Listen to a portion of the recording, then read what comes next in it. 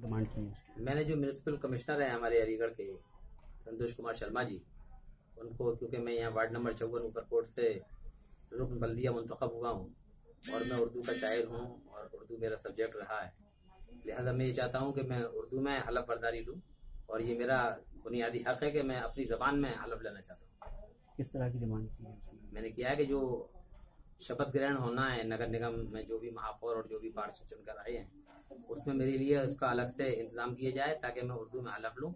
मुझे तहरीरी तौर पर वो दिया जाए उर्दू में ही लूंगा इंशाल्लाह। मैं तो वंदे मातरम के ताल्लुक से भी कुछ आपने? वंदे मातरम के ताल्लुक से मैंने ये कहा है कि क्योंकि मैं मुसलमान हूँ अल्हम्दुलिल्लाह और मेरा मजहब इसकी इजाजत नहीं देता कि मैं अल्लाह ताला के अलावा किसी और की वंदना करूँ।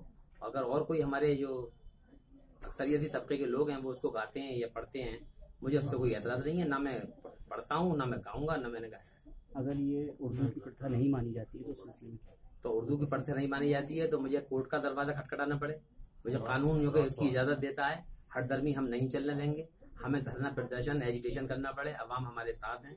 हम जिन लोगों ने एक उम्मीदें वाबस्ता की हैं, जहाँ ऊपरकोट के लोगों ने, जो कि उर्दू से बेपनाह मोहब्बत रखने वाले लोग हैं, क्योंकि दाग ने कहा था कि उर्दू है जिसका नाम हम ही जानते हैं, दाग सारे जहां में धूम हमारी ज़बां की है। हम उस उर्दू के शहदाई हैं और उर्दू पे जान भी दे सकते हैं वतन के लिए। जहां हमारी अगर खून की जरूरत पड़ती है तो अगर उर्दू के लिए भी अगर कोई ऐसी बात आएगी तो इंशाल्लाह कभी मुसलमान क्या हिंदू मुसलमान सबकी चहेती जबान है। ये दिलों को जोड़ने वाली जबान है, इसमें शीरीनी है, हलावत है इसके अंदर। इस जबान को हम कैसे छोड़ सकते हैं? अगर उर्दू में नहीं होती है तो क्या करें? तो हम हलफ नहीं करेंगे। ठीक।